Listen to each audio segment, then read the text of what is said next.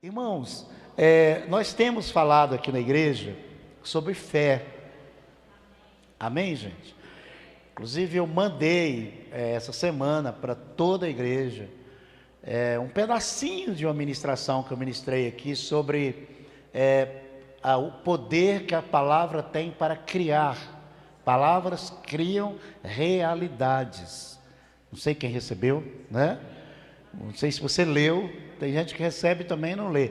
De mim você pode ler, porque é só bênção, tá? Não é piadinha, não é mulher pelada, não é nada que vai te fazer mal, é só bênção, é só para te levantar. E porque palavras têm poder para criar realidades. Diz o livro de Provérbios, no capítulo 18, que o poder, na língua está o poder da vida e da morte. Aquele que faz bom uso come do seu fruto. Então a gente entende que aquele que faz mau uso também come do seu fruto, né? Então palavras têm poder. Se você for lá em Romanos, no capítulo 10, tem um versículo que diz assim, que a palavra está perto de você, está na sua boca, a palavra da fé que pregamos. Onde está a palavra? Nosso coração, perto de nós e na nossa boca. Que palavra é essa? A palavra de Deus. Quando nós proferimos essa palavra diariamente, em qualquer situação, não somos negativos, não proferimos palavras que aprendemos com o mundo, né? De iniquidade, de negatividade, não é? Palavras que não constroem, de crítica, de ira, de ódio, não. Mas quando nós professamos a palavra de Deus, ela tem poder de criar. Lá em 2 Coríntios, no capítulo 4, tem um versículo que Paulo diz assim, eu criei, por isso falei. Nós cremos, por isso falamos. Então nós falamos, nós confessamos aquilo que cremos, não é? E eu coloquei lá, por exemplo, você pode estar doente, mas você não é doente. Você pode estar sem dinheiro, mas você não é pobre. Amém, gente? Amém? Você pode estar triste, mas você não é uma pessoa deprimida e abatida. Estar é uma coisa de ser, não é? É muito importante quando você e eu estamos em alguma dessas situações, a gente não tratar aquela situação como se fosse uma verdade absoluta em nossa vida. Não é a gente declarar, não, isso, eu sou assim, não. Você está assim, mas você não é assim. Deus te deu vida, amém? Vida em abundância, Deus te fez próspero, você é filho e filha de Deus, amém? Deus te deu saúde, Deus te deu graça, existe um depósito celestial preparado para você, você pode acessar pela fé, pela oração e manifestar as promessas e as bênçãos de Deus em sua vida a qualquer instante. Então a gente precisa alinhar a nossa mente com a palavra de Deus, a nossa boca com a palavra de Deus, porque a fé não é muda, a fé fala, a fé confessa, amém, gente? Então nós temos falado sobre isso aqui, e hoje Deus colocou no meu coração, eu ministrei nessa manhã também sobre fé, e eu quero ler esse texto junto com vocês, no livro de Mateus, no capítulo 17, Mateus, os irmãos em casa, abrem aí também, os irmãos do quartinho ali também, abre a Bíblia aí, pessoal, vamos ler Bíblia, Mateus 17, 14, abrem aí, amém? Fala comigo assim, eu quero receber a palavra de Deus nessa noite, e essa palavra vai transformar a minha vida, amém, gente? Porque a palavra transforma. Olha como fomos transformados, não é? Que a palavra de Deus transforma, muda a nossa história, muda a nossa vida. Então diga mais uma vez, eu vou receber a palavra de Deus nessa noite, de uma forma que ela mudará a minha vida, transformará a minha vida. Diga, eu estou preparado, meu coração está preparado para receber a palavra de Deus, sem nenhuma interrupção, em nome de Jesus, amém? Como a Neuzinha disse aqui, seu coração é uma boa terra, que vai receber uma boa semente, que é a palavra de Deus. Amém? Glória a Deus. Mateus 17, versículo 14, diz assim: quando chegaram onde estava a multidão, um homem aproximou-se de Jesus, ajoelhou-se diante dele e disse: Senhor, tem misericórdia do meu filho. Ele tem ataques e está sofrendo muito. Muitas vezes cai no fogo, na água. Eu trouxe aos teus discípulos, mas eles não puderam curá-lo. Respondeu Jesus: ó geração incrédula e perversa, até quando estarei com vocês? Até quando terei que suportá-los? Traga-me o menino. Jesus repreendeu o demônio, esse saiu do menino, e desde aquele momento ele ficou curado. Então os discípulos aproximaram-se de Jesus, em particular, e perguntaram: por que não conseguimos expulsá-lo? E Jesus então respondeu: porque a fé que vocês têm é pequena. Eu lhes asseguro que se vocês tiverem fé do tamanho de um grão de mostarda, poderão dizer a este monte: vá daqui para lá, e ele irá, nada lhe será impossível. Amém, gente? Esse texto, essa história, ela é muito bonita, e tem revelação aqui que vai mudar a nossa história. Eu tenho certeza que todos vocês nunca ouviram esse texto, como vocês vão ver agora, né? É uma história que mostra o poder da fé, e é simples, e que a gente pode acessar, né? E ver essa manifestação do poder da fé em nossa vida. Aqui, no último versículo, parece que tem até uma redundância, né? Ou um erro, porque diz assim, Jesus fala com eles: porque a fé de vocês é pequena. Jesus está dizendo: vocês não expulsaram o demônio daquele menino porque a fé de vocês é pequena. Mas logo abaixo ele fala: se vocês tiverem fé do tamanho de um grão de mostarda, direis a esse monte: levanta-te e vai para lá, e isso acontecerá. Mas por quê? Jesus fala que a fé deles é pequena, mas no entanto Jesus fala que se eles tiverem uma fé pequena, que é do grão de mostarda, tamanho de um grão de mostarda, eles podem transportar monte. O que significa isso? O que Jesus quis dizer para eles?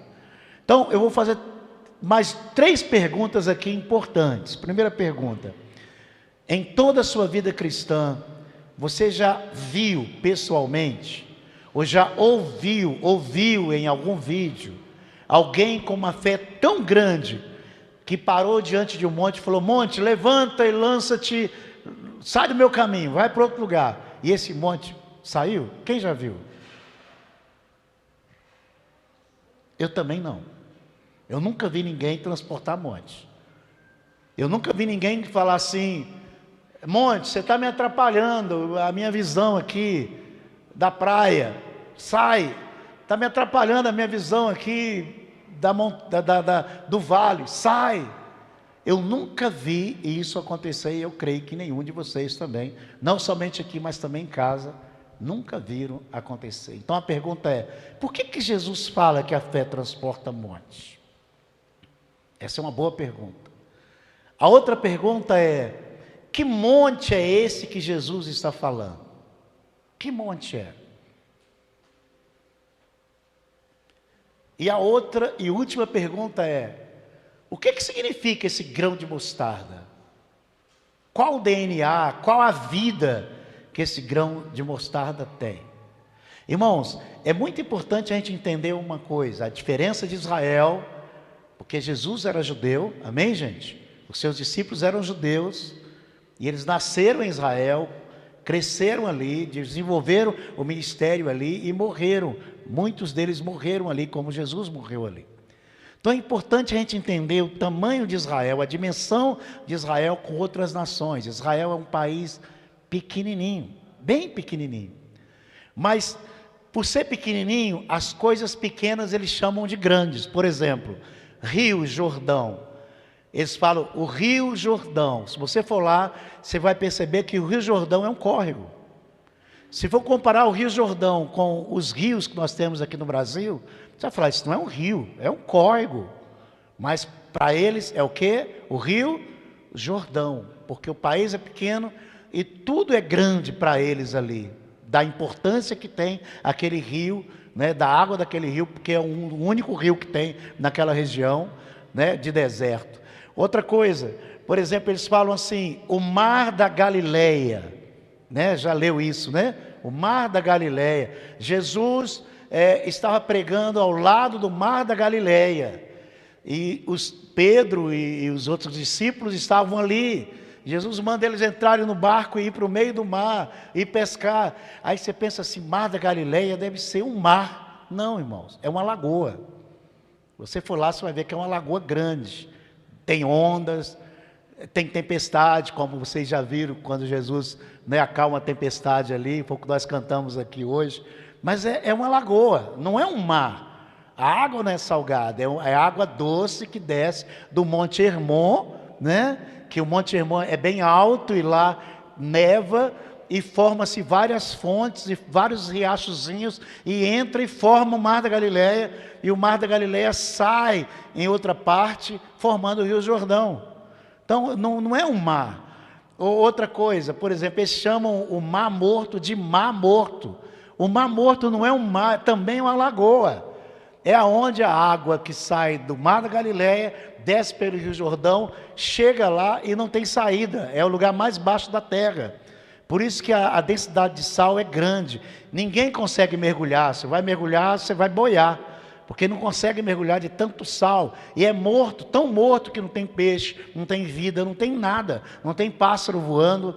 Mas não é um mar, é uma lagoa também. Uma lagoa grande, não é? No meio do deserto da Judéia. Mas não é mar. Você vai ver o judeu falando assim, o grande vale de Josafá, está lá em Joel, né? Que fala que haverá a batalha do Armagedon, no grande vale do Josafá, o vale da decisão. Aí você vai lá no vale, você vai ver que esse vale não é um grande vale, é um vale pequeno, não é? Não é extenso como a gente imagina, é um vale pequeno. Mas eles usam essas palavras, né? É grande, denominando algo que é pequeno como se fosse grande, por causa do tamanho do país e a importância que tem essas coisas para eles. Amém, gente? Então é importante a gente entender isso. Outra coisa que é importante entender, onde se passou esse fato aqui? Onde que aconteceu isso? Esse encontro do pai aflito com o filho endemoniado, não é? Desde criança, o demônio pegava esse menino, lançava na água e no fogo. Se não tivesse ninguém para tirá-lo dali, ele morria.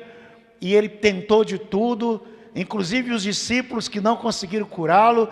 De onde Jesus estava? Onde que esse homem encontrou Jesus? Na Galileia, que é uma das regiões mais ricas que tem Israel. A Galileia fica no norte de Israel, onde tem a cidade de Cafarnaum, Tiberíades, Nazaré, né? Cidades importantes, onde tem o Mar da Galileia, onde tem o Monte Hermon, onde tem o Monte das Bem-aventuranças, onde Jesus, em Mateus capítulo 5, fala bem-aventurados, ali que ele ensina as bem-aventuranças, né? Então, Jesus falou ali, foi ali que aconteceu esse encontro. Mas o que é a Galileia, irmãos? É importante você entender a história. A Galileia é feita de rochas, de pedras vulcânicas. Teve muita atividade vulcânica ali, e todo lugar que você vai encontrar rochas, pedras amontoadas uma em cima da outra, da altura de um homem, né? Da altura de uma casa, e você vai encontrar isso demais lá, e pedras soltas também, aquelas pedras escuras, porque era uma região vulcânica, cheia de pedras. Então Jesus estava ali, né? Com seus discípulos, e traz o menino, e Jesus expulsa o demônio do menino. O menino fica curado, o pai fica admirado, e os discípulos em particular ficam curiosos, e fazem essa pergunta: Senhor, por que nós oramos e não conseguimos curar o menino, e o Senhor curou? A Jesus dá essa explicação, não é? Qual a explicação? Que se eles tivessem fé do tamanho de um grão de mostarda, poderia dizer a esse monte: levanta-te, lança-te em outro lugar, isso seria feito, porque não há nada impossível para quem crê. Amém? Que monte é esse, irmãos? Jesus não estava se referindo a um monte, a uma montanha. Não tinha uma montanha ali. Que monte é esse? Era esses montes de pedras, não é? Que até hoje, se você for lá, e eu oro a Deus para um dia Deus te dar graça e coragem para ir lá, né? Dinheiro para você ir lá. Quem pode falar amém aí, gente? Amém? Porque vale a pena, vale a pena. Esses montes são esses montes de pedra. Você vai encontrar esses montes de pedra. Imagina Jesus sentado ali, porque ele ensinava sentado também, sentado em uma pedra, e os discípulos perguntando para ele, ele fala assim: se vocês tiverem fé do tamanho de um grão de mostarda, vocês podem dizer a esses montes: levanta-te e vai para lá, e isso vai acontecer. Os discípulos entenderam o que Jesus quer dizer. Nós, na nossa cultura ocidental, quando lemos a Bíblia, nós não entendemos. Achamos que a gente vai chegar perto de um monte e falar: monte, levanta-te, Jesus falou que eu tenho fé e você vai para o outro lado. Isso não vai acontecer. Jesus não quis dizer isso. Jesus estava ensinando ali. Então essa é a primeira característica, era um monte, era montes de pedra. Qual a segunda característica? Fé do tamanho de um grão de mostarda. Quem já pegou em um grão de mostarda? Quem já pegou? Algumas pessoas pegaram. É uma das menores sementes, né?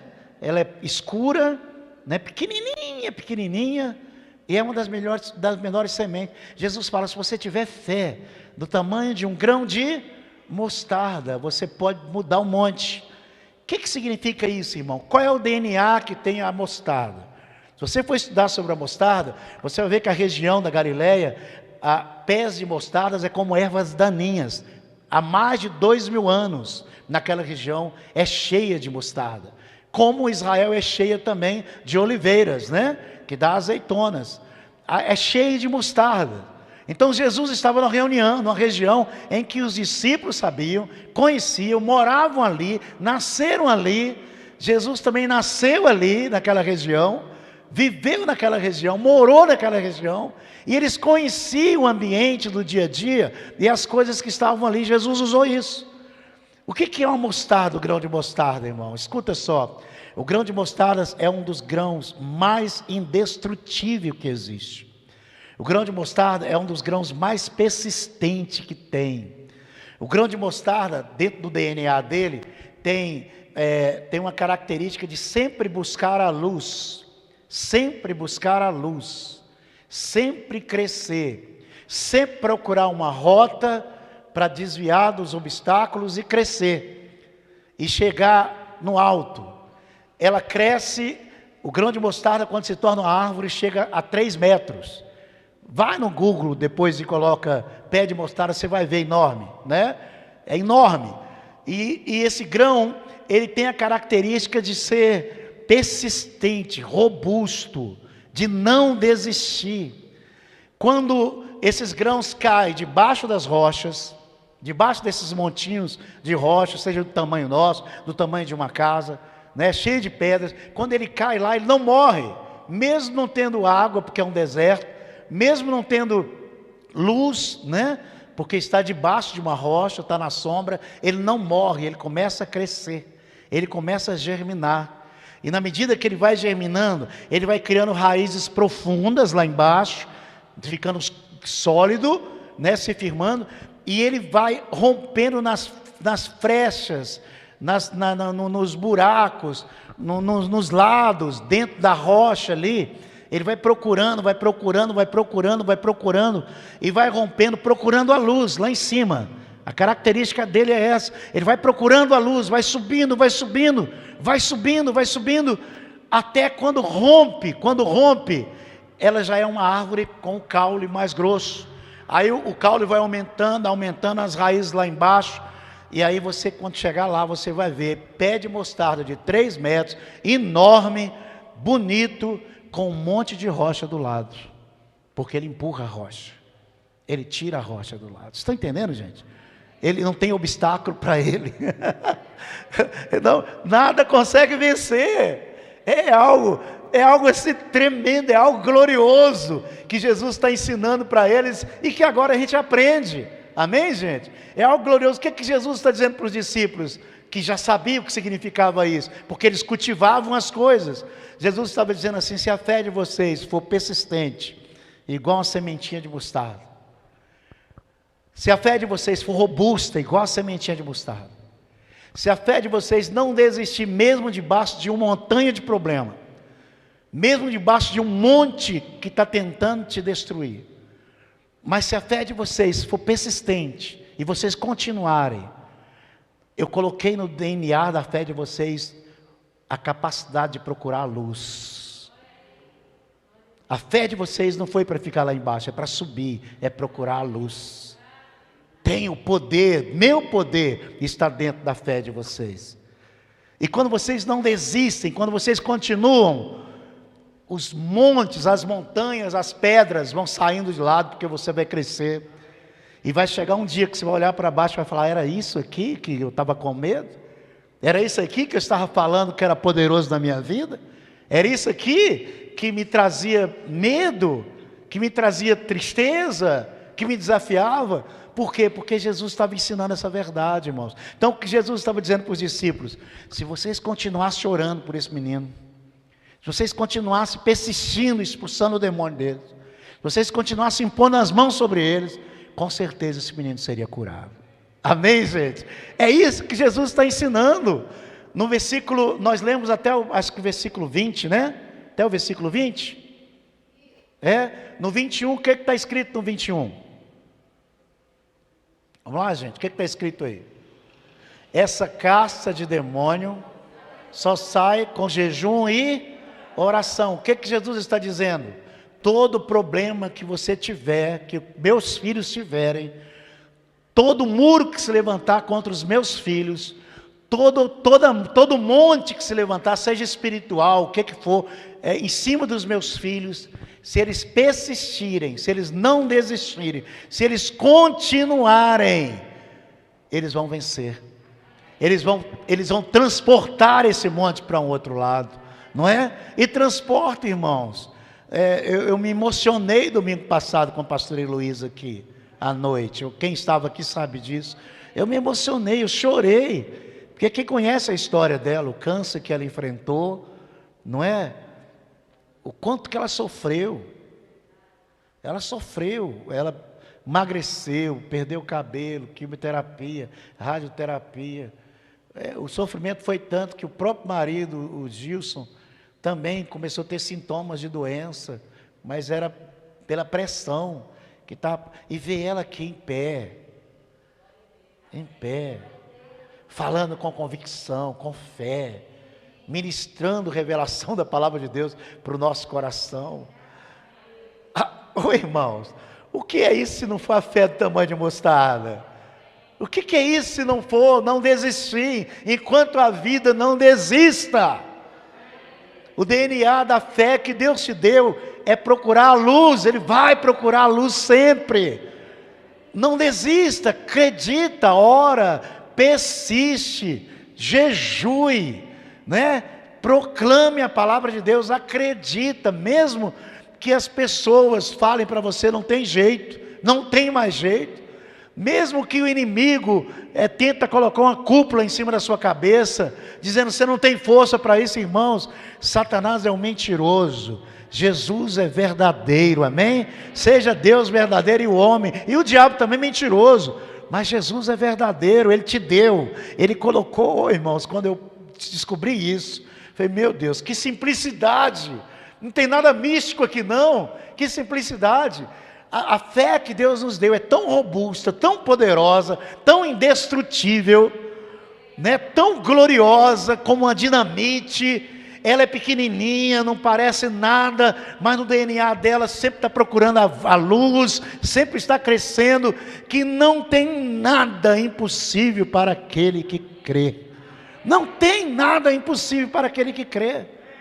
Amém, gente? Então, é essa lição que Deus está dando para nós. Não desista, continue crendo, confesse a palavra, tira tempo para jejuar, tira tempo para orar, continue.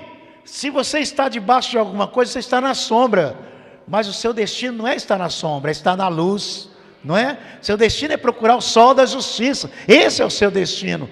Continue, que você vai ver um dia, vai chegar um dia. Tem coisa em minha vida, eu sei que também na sua vida já aconteceu isso, que você venceu esses obstáculos e olhou e falou assim: não é isso? Era isso que estava contra mim? Olha a minha vida como está agora. Aquilo era grande, mas se tornou pequeno porque a fé que há em você, que há em mim, que é a fé colocada por Deus, é poderosa para mudar qualquer situação, sabe? Para nos tirar de enrascada, para nos livrar do mal, para nos prosperar, para abençoar a realização dos nossos sonhos. Não desista, né? Eu parei de sonhar, irmãos. Eu vou dizer para vocês o que eu digo sempre aqui: aquilo que você querer fazer, você pode fazer. Aquilo que você quer ser, você pode ser. Aquilo que você quer ter, você pode ter. Pode acreditar nisso. Amém? Porque a fé gera a manifestação dessas realidades espirituais em nossas vidas. Então você precisa entender que você pode transportar montes. Agora eu vou fazer essa pergunta aqui, de forma que você pode responder. Quantos aqui já transportaram monte pela fé? Levanta a mão. Você entendeu que é o monte? Quantos aqui já transportaram monte pela fé? Levanta a mão. Quase todos nós, ou todos nós. Amém? Transportamos montes, não é? Eu vejo aqui muito monte transportado na minha vida e na vida dos irmãos que eu conheço, né? As pedras rolaram para o lado e você está vivo, está firme, está forte, né? Porque Deus te deu vitória. Amém? A gente vai ler um outro versículo aqui, que é o último, e a gente vai encerrar essa palavra. Essa palavra é bem curta mesmo. Amém? Mas eu creio que ela já fez uma diferença na sua vida. Fez ou não fez, gente? Diante de Deus, me chama de mentiroso se não fez. Fala assim: pastor, você é mentiroso, não fez nada. Você sabia dessa palavra? Não é uma revelação que muda a nossa história? É ou não é? Fez uma diferença na sua vida? Diante das circunstâncias e das lutas que você e eu temos naturalmente, você vai se comportar de forma diferente? Vai!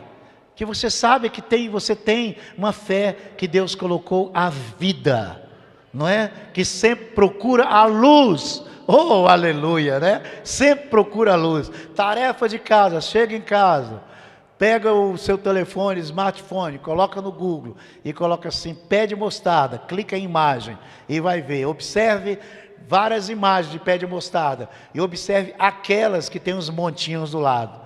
Aquela sementinha pequena venceu e se tornou uma grande árvore. Amém? Vocês estão recebendo, irmãos? Diante de Deus? Estão mesmo? Todos receberam diante de Deus? Diante de Deus? Então vamos ler esse texto aqui. Marcos capítulo 4, versículo 30. Abre aí.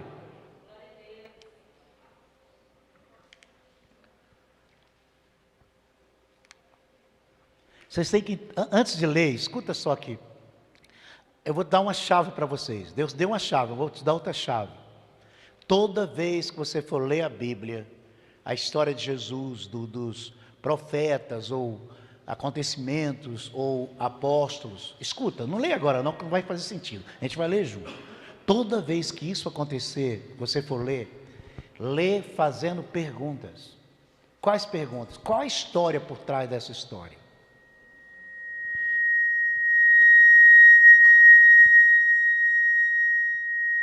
É eu? É eu não, né?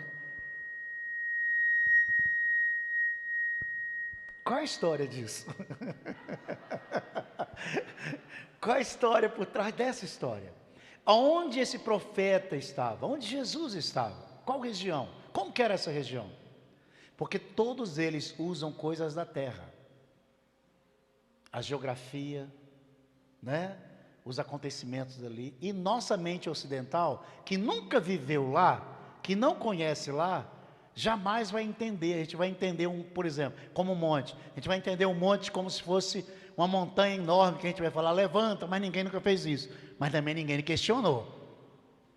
E fica acreditando numa coisa que não é real. Jesus fala assim: dificilmente um rico entrará no reino dos céus. Claro que rico vai entrar, mas ele estava falando em outro contexto. É como se um camelo passasse pelo fundo de uma agulha. Aí você vai pensar, ficar imaginando um camelo grandão passar no fundo de uma agulha. Como é que é esse negócio? Bicho todo desengonçado, como é que ele vai passar no fundo de uma agulha? Aí você vai pesquisar, você vai ver que fundo de agulha era aquele, nas cidades, né? Tem muros até hoje, e tem aqueles lugares assim, parecendo uma frestazinha, onde ficavam os arqueiros ali, atacando os inimigos quando vinham atacar a cidade. E os inimigos não podiam de maneira nenhuma conseguir atacá-lo. Fundos de agulha, essa região. Aí você vai começar a entender as coisas. Não lê por ler, porque a nossa mente é ocidental. Nós vamos interpretar de maneira ocidental, ou seja, um monte é um monte mesmo. E tem pessoas poderosas que falam: eu não consigo, tadinho de mim, eu não tenho fé, eu não transporto monte. Nada disso, você tem fé. Você é um transportador de monte. Você já transportou, foi monte, não é? E vai transportar mais ainda, porque o poder de Deus está sobre você. A fé que Deus te deu está aí dentro de você. E o DNA dessa fé é vida que procura luz, sempre procura luz. Então essa dica, essa chave, quando você lê alguma coisa, pesquisa, vai no Google, vai em alguma coisa, pega um livro, pesquisa onde que Jesus estava quando ele falou isso. Como que isso aconteceu? Como que era essa região? O que significa isso? Para você ter entendimento do que Jesus, os profetas e os discípulos estão falando. Amém, gente? Amém? Ou seja, pesquisa, busca. Eu falei aqui um dia desse também, buscar, né? Aquele que cava sempre vai encontrar, né? Então faz isso, porque você vai enriquecer a sua fé e sua vida será transformada. Amém, gente? Será transformada. Marcos capítulo 4, versículo 30, diz assim: novamente Jesus disse: com que compararemos o reino de Deus? Que parábola usaremos para descrevê-lo? É como um grão de mostarda, que quando plantada é a menor semente de todas. No entanto, plantada, ela cresce e se torna a maior de todas as hortaliças, ou seja, 3 metros de altura, com ramos tão grandes que as aves do céu podem abrigar-se à sua sombra. Então eu concluo dizendo: Jesus sabia o que estava dizendo, Jesus sabia o que estava ensinando, e hoje nós sabemos porque que a nossa fé, do tamanho de um grão de mostarda, pode transportar monte. Amém? Jamais vamos esquecer disso. Diante de qualquer circunstância, você vai entrar, mesmo que seja só a sombra, como a sementinha lá debaixo da rocha. Você não está vendo o sol. Mesmo que, como aquele menino, né, com um demônio acima dele, o pai desesperado, os discípulos não conseguiram ver ele liberto, né? O coração dos discípulos ainda estava preso da incredulidade. Mesmo qualquer situação, lembra-se, a fé que Deus te deu tem o DNA da vida de Jesus Cristo. Essa fé é poderosa, e ela vai procurar naturalmente os caminhos, os meios, sempre subindo para procurar a luz. E quando ela chegar no alto e achar a luz, ela cresce. E crescendo, você vai ver aqueles montes, aquelas coisas lá embaixo, e vai dar glória a Deus porque você venceu. Amém? Então é essa mensagem, essa conclusão da mensagem que eu gostaria de que você tivesse em seu coração. Vamos ficar de pé e vamos orar. Amém?